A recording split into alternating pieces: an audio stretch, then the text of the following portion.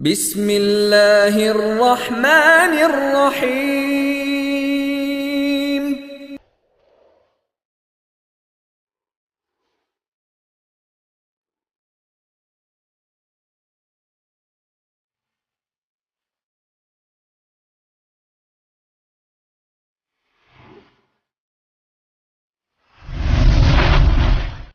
إن الذين ينادونك من وراء الحجرات أكثرهم لا يعقلون ولو أنهم صبروا حتى تخرج إليهم لكان خيرا لهم والله غفور رحيم.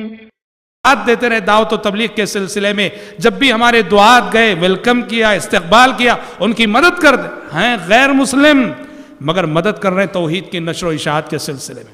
اور ہم آپ کو بتائیں حدیث میں پیارے نبی نے بات فرمائی بھی ہے کہ ما بعث اللہ نبیا قط الا فی منعۃ من قومہ. اللہ تعالیٰ نے اس دنیا میں جتنے بھی پیغمبر بھیجے, رسول بھیجے, تو اللہ تعالیٰ نے اس پیغمبر کو سیکیورٹی بھی فراہم کی, تحفظ بھی فراہم کیا. اور یہ سیکیورٹی کون کس کی؟ خود اس نبی کے قوم کے لوگ جو کافر ہوتے, غیر مسلم ہوتے, مگر خاندانی عصبیت کی بنیاد پر نبی اور پیغمبر کا ساتھ دیا کرتے تھے. شعیب علیہ السلام نے جب اپنی قوم میں تبلیغ کی, دعوت کا کام کیا, تو ان کی قوم کے لوگوں نے کیا کہا جانتے ہیں؟ کہا کہ وَلَوْلَا رَحْتُكَ لَرَجَمْنَاكَ. وَلَوْلَا رَحْتُكَ, کہا کہ اے شعیب تمہارا قبیلہ, تمہارا خاندان نہ ہوتا نا تو ہم کبھی کہ تمہیں پتھروں سے مار مار کے ختم کر دیتے. تمہارے کنبے قبیلے کے ڈر سے ہم خاموش ہیں. شیخ سعدی رحمۃ اللہ علیہ سعودی عرب کے جانے مانے مفسر, انہوں نے اس آیت سے استدلال کیا ہے. کہا کہ اللہ تبارک و تعالیٰ بسا اوقات اپنے مومن بندوں کی حفاظت کافروں کے ذریعے سے کر لیتا ہے. اللہ اکبر. مسلمانوں کی حفاظت کافروں کے ذریعے سے کر لیتا ہے. اور حدیث میں پیارے نبی نے فرمایا بھی ہے, صریح حدیث ہے, آپ نے فرمایا ان اللہ تعالی لیؤید هذا الدین بالرجل الکافر الفاجر. اللہ تعالیٰ کا ایک قانون یہ ہے کہ کبھی کبھی اللہ اپنے دین کی مدد کس سے لیتا ہے؟ اللہ تعالیٰ اپنے دین کی مدد کبھی کافر سے بھی لے لیتا ہے, کبھی فاسق و فاجر سے بھی دین کی مدد لے لیتا ہے. بہت بڑی بات ہے. تو لہٰذا ابو طالب کا جو رول تھا, ابو طالب کا جو کردار تھا, ہمارے سماج, ہماری سوسائٹی میں میرے بھائیوں جو غیر مسلم ہیں, ہمیں ہمارے سماج اور ہماری سوسائٹی کے ابو طالب کو ڈھونڈنے کی ضرورت ہے, جس کی مدد سے, جس کے تعاون سے دعوت و تبلیغ کے راستے میں آنے والی دشواریاں اللہ کے فضل و کرم اور اس کی توفیق سے حل ہوتی ہیں. اچھا, ابو طالب کے پاس جانے کے بعد بھی جب بات نہ بنی اور پیارے نبی دعوت و تبلیغ سے رکے نہیں, تو بلاخر مشرکین مکہ کمپرومائز پر اتر آئے. مفاہمت, آپ دیکھیے, آپ اس حیثیت سے سنیے کہ جو شخص بھی دعوت و تبلیغ کے میدان میں کام کرے گا, کیسے کیسے چیلنجز آ سکتے ہیں, کیسی کیسی مشکلات آتی ہیں, کن کن صورتوں میں چیلنجز آتے ہیں. جی, جب دیکھا کہ بات نہیں بن رہی ہے, مفاہمت پر اتر آئے, کمپرومائز پر اتر آئے. کیا مفاہمت, کیا کمپرومائز؟ انہوں نے چاہا کہ جب محمد نہیں رک رہے ہیں صلوات اللہ وسلم علیہ, تو ایسا کرتے ہیں کہ محمد سے کمپرومائز کرتے ہیں. اچھا, کیا کمپرومائز, کیا مفاہمت؟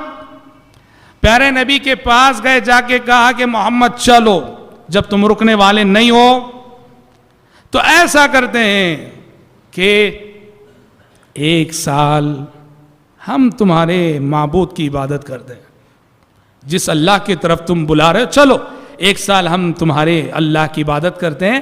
بس مکے کے ماحول کو, یہاں کی الفت کو, یہاں کی محبت کو باقی رکھنے کے لیے تم 1 سال تم بھی ہمارے خداؤں کی عبادت کر لینا, کچھ لو اور کچھ دو. آسمان سے فوراً وہی نازل ہو گئی, وَدُّوا لَوْ تُدْهِنُ فَيُدْهِنُونَ وَلَا تُطِعْ كُلَّ حَلَّافٍ مَّهِينٍ. اے پیغمبر, یہ چاہتے ہیں کہ آپ ذرا ڈھیلے ہو جائیں, ہرگز ہرگز ایسا نہ کرنا. اور اسی وقت یہ آیت نازل ہو گئی قل یا ایھا الکافرون لا اعبد ما تعبدون ولا انتم عابدون ما اعبد ولا انا عابد ما عبدتم ولا انتم عابدون ما اعبد لکم دینکم ولی دین، جس میں صاف طور پر کھلے الفاظ میں کہہ دیا گیا کہ توحید و شرک کے معاملے میں کوئی کمپرومائز نہیں، اسلام اور کفر کے معاملے میں کوئی کمپرومائز نہیں۔ اور حضرات یاد رکھو، اسلام کا خلاصہ، اسلام کا نچوڑ، سارے پیغمبروں کی دعوت کا نچوڑ، آدم علیہ السلام سے محمد صلی اللہ علیہ وسلم تک آئے ہوئے پیغمبروں کی دعوت کا نچوڑ توحید ہے، توحید ہے، توحید ہے۔ شریعت، اسلام دوسری چیزوں کو وقتی طور پہ برداشت کر سکتا، اس نے برداشت کیا۔ آپ پوری انسانی تاریخ میں نہیں دکھا سکتے کہ اسلام نے کبھی شرک کو برداشت کیا ہو، کبھی نہیں دکھا سکتے۔ سود، بیچ، اس کو برداشت کیا اسلام نے۔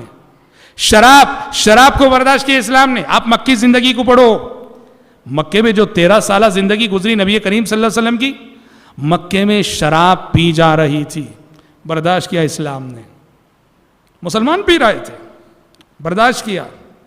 مکے میں سودی کاروبار ہو رہا تھا، سودی لین دین ہو رہا تھا، برداشت کیا اسلام نے۔ مکے میں گدھے کا گوشت کھایا جا رہا تھا، گدھے کو ذبح کر کے کھاتے تھے، برداشت کیا اسلام نے۔ سود حرام ہوا مدینہ جانے کے بعد، گدھے کا گوشت حرام ہوا مدینہ جانے کے بعد، شراب حرام ہوئی مدینہ جانے کے بعد، یہ ساری چیزیں مکے میں وقتی طور پر اسلام نے برداشت کی، لیکن اللہ کی قسم شرک کو اور شرک کی کسی شکل کو اسلام نے برداشت کیا ہو، اس کا کوئی ثبوت آپ نہیں دکھا سکتے۔ اور یہ صرف ہمارے نبی کی زندگی میں نہیں، تمام پیغمبروں کی دعوتی زندگی کا مطالعہ کرو، کسی نبی کی شریعت میں شرک سے کمپرومائز کیا گیا ہو آپ کوئی ثبوت نہیں دکھا سکتے۔ تو یاد رکھو، توحید کے معاملے میں، عقیدے کے معاملے میں، ایمان کے معاملے میں انسان کو مضبوط ہونا چاہیے، ڈھیلا نہیں ہونا چاہیے۔ قرآن نے کہا وَدُّوا لَوْ تُدْهِنُوا فَيُدْهِنُونَ، اے پیغمبر یہ چاہتے ہیں کہ آپ بھی اپنے عقیدے میں ذرا ڈھیلے ہو جائیں کہ وہ بھی اپنے عقیدے میں ڈھیلے بن کر دونوں ایک دوسرے سے کمپرومائز کر لو، مفاہمت کر لو۔ فَلَا تُطِعْ، کہا کہ ہرگز ایسے فارمولے کو نہ ماننا کہ جہاں آپ کو اللہ کے ساتھ شرک کرنا پڑے، جہاں آپ کو اللہ کے ساتھ کفر کرنا پڑے، ایسے کسی فارمولے کو تسلیم نہ کرنا۔ حضرات سوچو، اسلام توحید کے سلسلے میں کتنا سنجیدہ ہے، شرک سے اسلام کس قدر بیزار ہے، وہ کتنے افسوس کی بات ہے، کتنے افسوس کی بات ہے۔ آج یہ شرک ہمارے گھروں میں پنپنے لگے، تعویذ گنڈوں کی شکل میں، پلیتوں کی شکل میں، طغروں کی شکل میں، درگاہوں کے چکروں کی شکل میں، مزار پرستی کی شکل میں، اور پھر بھی ہم مسلمان رہے، پھر بھی ہم مسلمان رہے۔ یہ کیسا اسلام ہے، یہ کیسی مسلمانی ہے کہ ہمارے عقائد میں سری شرک ہو اور پھر بھی ہم مسلمان ہوں۔ علامہ الطاف حسین حالی کا وہ قصیدہ بار بار یاد آتا ہے اور بار بار پڑھنے کو دل کرتا ہے، جو آج سے 50-100 سال قبل مسلمانوں کی صورتحال دیکھ کر انہوں نے کہا تھا، کرے غیر اگر بت کی پوجا تو کافر، جو ٹہرائے بیٹا خدا کا تو کافر، کواکب میں مانے کرشمہ تو کافر، جھکے آگ پر بہر سجدہ تو کافر، مگر مومنوں پر کشادہ ہیں راہیں، پرستش کریں شوق سے جس کی چاہیں، نبی کو جو چاہیں خدا کر دکھائیں، اماموں کا رتبہ نبی سے بڑھائیں، شہیدوں سے جا جا کے مانگے دعائیں، مزاروں پہ جا جا کے نظریں چڑھائیں، نہ توحید میں کچھ خلل اس سے آئے، نہ اسلام بگڑے نہ ایمان جائے۔ جی